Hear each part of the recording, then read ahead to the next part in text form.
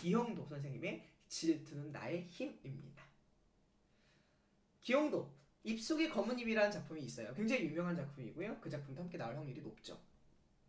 자유시, 서정시, 비유적, 성찰적, 반성적, 자조적. 자조라고 하는 건 여러분 잘 모르는데 내가 내 스스로 약간 비웃는 거야. 채 잘못했군. 약간 그런 느낌. 자, 성찰. 젊은 날의 삶에 대한 반성적 인식과 젊은 날의 방황과 번민에 대한 성찰이더라라는 거죠. 갈까요? 이 작품은 미래의 시점을 가정해서 화자의 과거와 현재의 삶에 대한 성찰을 담고 있다. 미래를 포인트, 미래를 가정하더라. 내 희망의 내용은 질투뿐이다. 그리고 단 한 번도 스스로를 사랑하지 않았다. 이런 게 자조적인 거야. 나는 날 한 번도 스스로 사랑한 적이 없어. 등을 통해 과거와 현재의 삶에 대한 부정적 인식을 드러내고 있으며 감탄형 어미를 반복적으로 밑줄자 감탄형 어미를 반복적으로 사용하여 젊은 날에 대한 탄식과 반성을 드러내고 있다. 아울러서 삶의 주체로서 자신을 사랑하라 라는 메시지도 전달하고 있다. 비록 나는 내 자신을 사랑하고 있진 않지만 메시지 자체는 사랑하라 라고 이렇게 얘기해 줄 수 있는 부분이라는 거죠.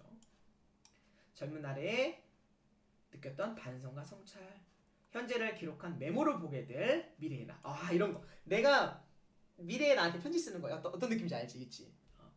방언과 고뇌로 점철된, 점철이라는 건 계속 이어진 젊은 날에 대한 회상, 질투뿐이었던 젊은 날의 모습을 보고 자신을 사랑하지 못했던 삶에 대한 반성. 선생님이 이 작품을 통해서 여러분들에게 해주고 싶은 말은, 여러분들은 여러분 스스로를 지금 굉장히 약간 사랑하지 못하는 측면이 좀 있을 거예요. 아, 나 이렇게 잘못했지? 왜 못하지? 아, 공부 좀 열심히 할걸. 그렇게 자기 자신을 미워하기도 하고 한심하게 쳐다보는 친구들 많을 텐데 그렇게 하지 않으셔도 됩니다. 내가 나를 사랑하지 않으면 누구도 나를 사랑해주지 않아요. 그건 확실한 것 같아요. 내가 나를 사랑하는 모습을 남들이 봤을 때 아, 저 친구는 되게 자신감이 있구나. 저 친구는 자기를 사랑할 정도로 남에게 자신감 있는 친구구나. 이런 게 느껴지거든요. 그러니까 여러분들도 내 자신부터 아껴주시고 그 다음에 남을 사랑하세요. 연애할 때도 마찬가지야. 내가 나를 사랑하지 않으면 그 사람도 사랑하기 쉽지 않아요. 아시겠죠? 그러면 자꾸 희생하는 연애만 하게 되고 내가 나를 별로 중요하지 여기지 않으니까 지금 좋아하는 저 상대방만 막 막 높게 평가해주고 저 사람을 위해서 살고 맞춰서 살아가니까 이끌려가는 연애를 할 수밖에 없습니다.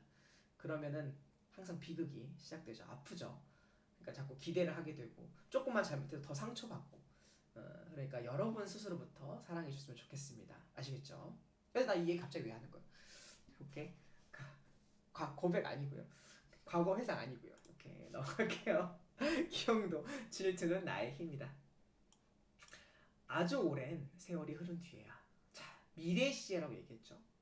힘없는 책갈피에는 이 당시에는 힘이 없었다는 거야. 책갈피는 이 종이를 떨어뜨리리. 그러니까 이 책을 보던 과거의 나는 굉장히 연약했을 거고 힘이 없었을 거야. 그러니까 그때에 꽂아놨던 그 책갈피도 힘이 없겠지.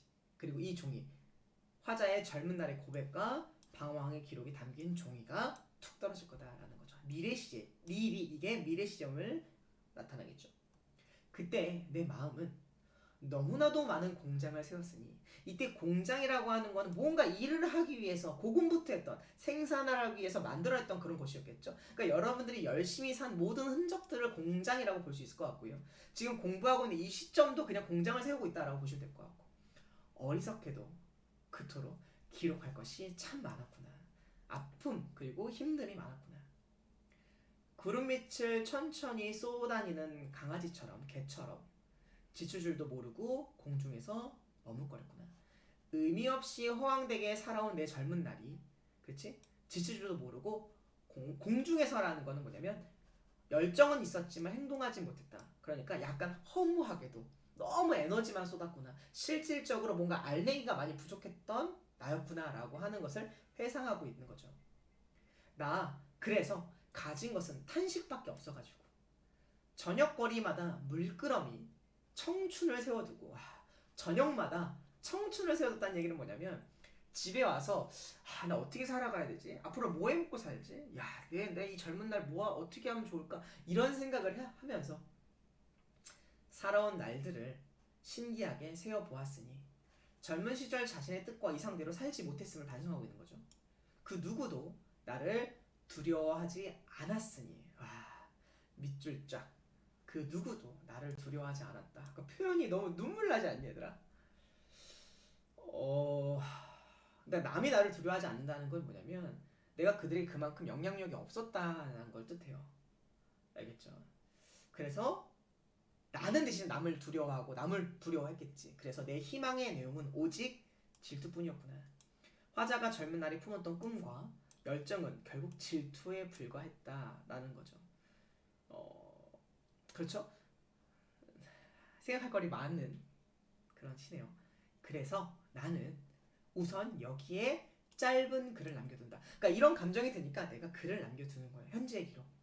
나의 삶은, 나의 생은 미친 듯이 사랑을 찾아 헤맸으나 타인으로부터 인정받고 있는 거. 이때 이 사랑이라고 하는 거는 뭐 부모로부터 인정, 친구로부터 인정, 그리고 내 스스로부터의 인정을 받고 싶어서 열심히 살았으나 단 한 번도 스스로를 사랑하지는 않았노라 라고 하면서 화자의 지난날의 삶에 대해서 반성하고 어떤 성찰하고 약간 동정도 하면서 위로해주는 그런 글이 될 것 같습니다.